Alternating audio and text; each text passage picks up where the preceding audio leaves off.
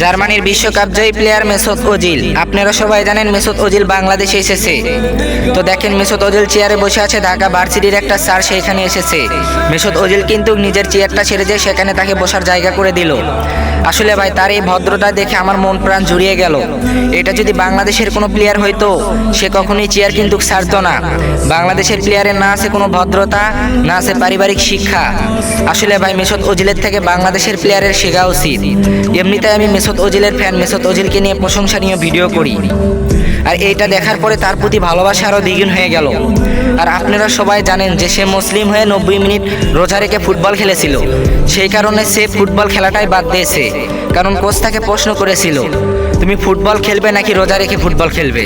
সে বলেছিল আমি রোজা রেখে 90 মিনিট ফুটবল খেলবো, তবুও আমি রোজা ভঙ্গ করব না। তো ইসলামের জন্য সে ফুটবল খেলাটাই ছেড়ে দিয়েছে। আসলে ভাই তার প্রতি ভালোবাসাটা আমার অনেক দ্বিগুণ বেড়ে গেল ভাই এই ভিডিওটা দেখার পরে। ধন্যবাদ এতগুলো কথা শোনার জন্য। আর যদি আপনি তার ফ্যান হয়ে থাকেন তাহলে অবশ্যই কমেন্ট বক্সে তাকে নিয়ে এক লাইন বলে যাবেন।